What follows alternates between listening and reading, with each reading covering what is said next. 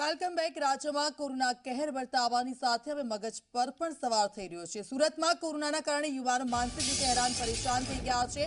હવે યુવાનોને ઘરની બહાર પણ જવું મુશ્કેલ બની ગયું છે। એટલું જ નહીં, મિત્રોની સાથે ચા પીવામાં પણ કોરોના રૂપી કાર્ડનો ડર લાગી રહ્યો છે। કોઈ પણ કામ કરવું હોય પણ કોરોનાનો ડર યુવાનોને ઘરમાં જ જકડી રાખે છે। સાથે રાત્રિ કર્ફ્યુ હોવાથી 9 વાગ્યા પહેલા ઘરે પહોંચીને પુરાઈ જવું પડે છે।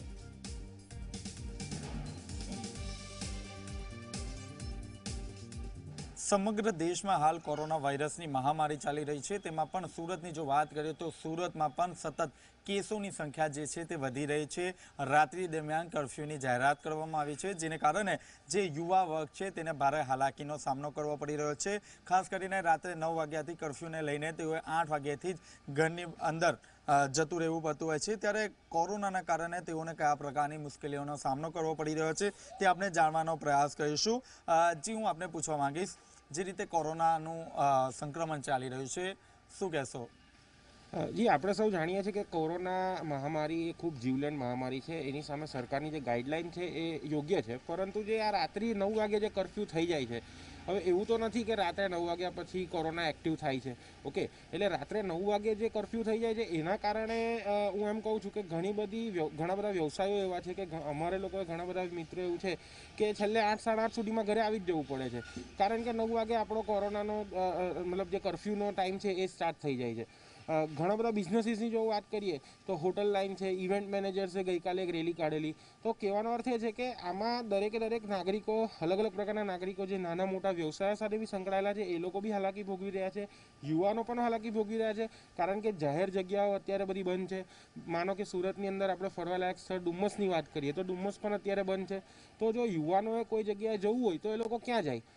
જી, હું આપને પૂછવા માંગીશ, કોરોનાના કારણે આપ શું કહેશો? કઈ રીતે દિવસ આખો એ રીતે પસાર કરો છો? જ્યારે નાઇટ કર્ફ્યુ નહીં હતો ત્યારે અમે રોજ રાતે 9 વાગે જોગર્સ પાર્ક પર વોકિંગ કરવા જતા હતા, બધા ફ્રેન્ડ ભેગા થતા હતા।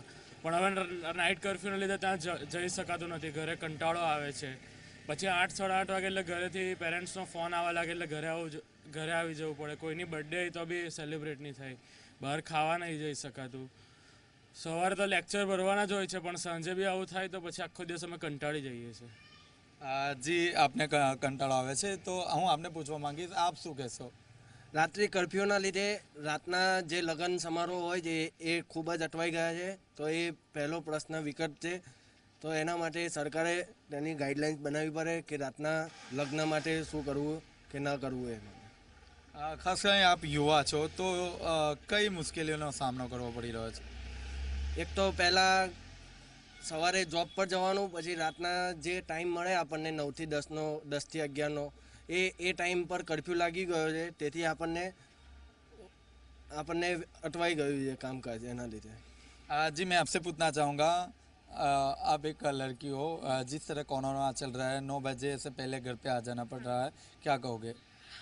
ऐसा कुछ लगा नहीं या ऐसा कुछ चेंज नहीं लगा है कि 9 बजे से पहले आपको घर पे आना ज़रूरी ही है। या अच्छी बात है, अगर गवर्नमेंट कोई गाइडलाइंस आ रही है तो हमारे बेटरमेंट के लिए ही ला रही है। सो अगर वो चाहते हैं कि हम नाइट कर्फ्यू रखें तो दैट्स टोटली फाइन, हमें इससे कोई दिक्कत नहीं है। बट हाँ, ये बात है कि हम पूरा दिन क्लासेस में लगे रहते हैं, जैसे हमारे और कॉलेज के ऑनलाइन क्लासेस चालू हो गए, सब वो उसमें लगे हुए हैं। तो उसकी वजह से जो हमारा फ्री टाइम होता है वो ऑलमोस्ट 7:30 के बाद होता है और 9 बजे तक तो कर्फ्यू लग जाता है। सो ऐसा कुछ हमें इशू नहीं लग रहा है कि अगर गवर्नमेंट ने नाइट कर्फ्यू रखा है तो हमारे कुछ इश्यूज आ रहे हैं। बट ठीक है, एक तरफ से ये हमारे लिए भी अच्छा है कि हम थोड़ा बाहर निकलना हमारा कम कर सकते हैं, बिकॉज कोरोना के केसेस अभी बहुत ज़्यादा बढ़ रहे हैं।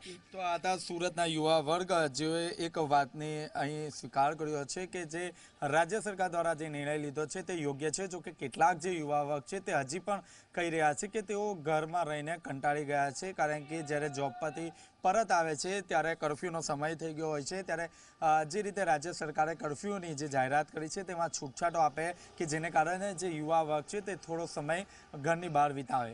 કેમેરામેન દેવાંગરાના સાથે ચેતન પટેલ, ઝી મીડિયા, સુરત।